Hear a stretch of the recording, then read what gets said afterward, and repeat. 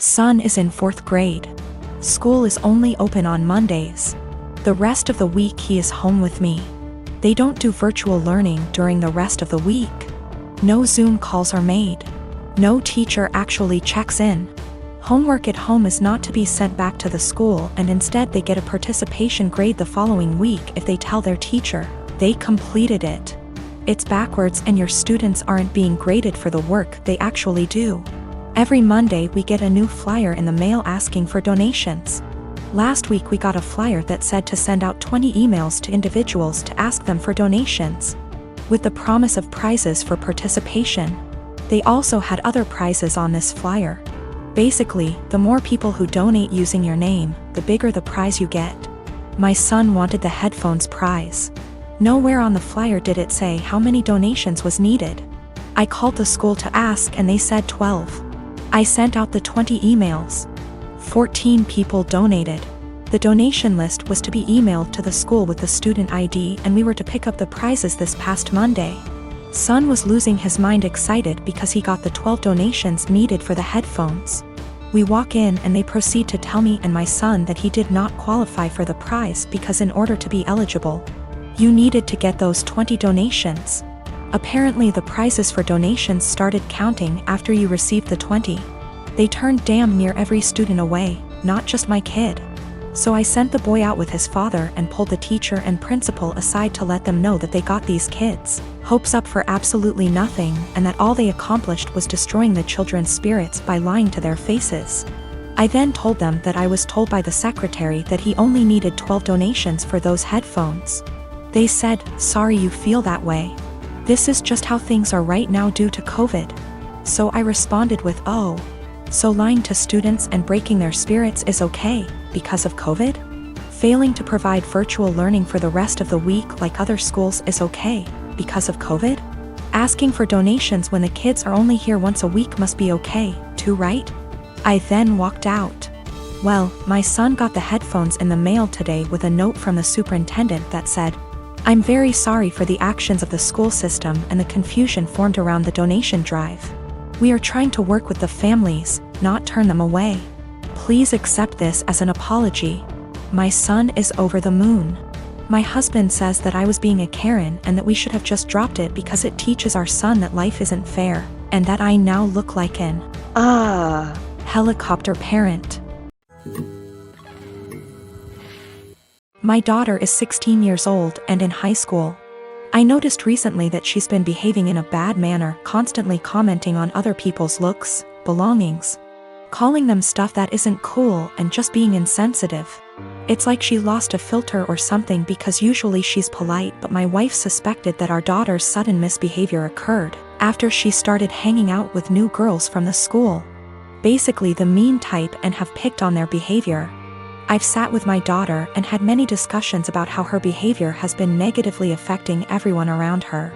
Our housemaid is the person most affected here, and my daughter has chosen her to be her target for hair, clothes, etiquette, criticism. She has complained about our daughter calling her offensive names like filthy and gross for cleaning certain areas in our house. I took a stand and explicitly told my daughter I'd punish her if she ever said stuff like that to our housemaid again. Last week my daughter had a party to go to. Earlier that day she called our housemaid filthy. So I grounded her by not letting her go to the party. She threw a fit and called our housemaid a liar, saying she never called her that. That was the end of it. Days later my daughter came to me saying she couldn't find her iPhone after looking everywhere. She asked me to call her number and I did. My wife and I were stunned to discover that the iPhone was ringing inside our housemaid's bag. I had in confrontation with her immediately, and she denied and cried, saying she never touched the phone nor had any idea how it got there. I noticed my daughter calling her thief repeatedly, so I told her to stop and go to her room. I checked the indoor camera before continuing the argument and saw my daughter place her iPhone inside our housemaid's bag. I was livid.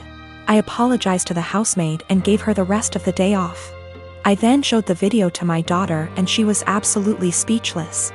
I said what she did was immoral and straight up offensive to tamper with that poor woman's livelihood over a petty party she couldn't go to. I told her she was grounded and will have to spend the night in the backyard. She is a germaphobe. But she cried, begging me to not make her sleep with the dirt, insects, and hot temp. I refused to discuss it or I'd make it 2 nights. My wife said I should go easy on her, but I said calling people filthy and accusing them of stealing wasn't okay. In fact, it was the absolute worst. I then went through with my punishment. The reason I chose this punishment was because of the fact that my daughter says she is a germaphobe and used this as excuse to insult others' hygiene and appearance. Our backyard has dirt and bugs in it, and this kind of things get her uncomfortable, but other than that the backyard is 100% safe. I sustained very bad injuries to my face this month. I'm in the stage of healing when the scar tissue has formed, but it's still very tender, new skin. I'm going to have very obvious facial scarring for the rest of my life. The injury starts about 1 inch above my hairline, goes down over my brow so that on part, hair will not grow. It continues down my cheek where it is deepest. I'll always probably have an indentation in the fullest part of my cheek. Then it continues to my jawline. In some ways it's okay. I'm happy it's just cosmetic damage. My friends are super reassuring, telling me how badass and sick it's gonna look. They say I'm still as hot as ever, now a little more sexy and mysterious. But in some ways it really sucks. I know that I'm always gonna be seen first as the girl with a scar. And it feels especially bad when people look at me differently. This week, I had to fly home for a family thing. It was a plan I'd made long before my injury. I wasn't really looking forward to the pity or people making a big deal of it. I'd rather it not be acknowledged. I'd also met with my dermatologist who said that I was at the stage of scar tissue formation, that I no longer should be dressing the wounds.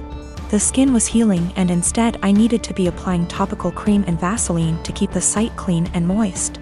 It also looks a bit ugly. The building scar tissue is very red and tender, and with the Vaseline over it, looks slick and shiny. So I get on this flight, I have the window seat and I put on my headphones and drift off to sleep when the plane is still boarding. I wake up to this kid, maybe 4 years old, sat next to me, throwing a tantrum. I didn't catch the first part of it and I honestly couldn't understand what he was yelling about. His father said to me, "Can you cover that injury?" I said that my dermatologist recommends I don't, so no, I don't think I will. He started snapping at me saying, "There is no need to be so rude. That injury is graphic and it's scaring my little one." I said, "This is my face. The only damn face I've got. It sucks being told I'm so ugly I can't show my goddamn face in public." He started to backtrack saying, "Just until it's healed," and I said, "It'll always be with me. Maybe teach some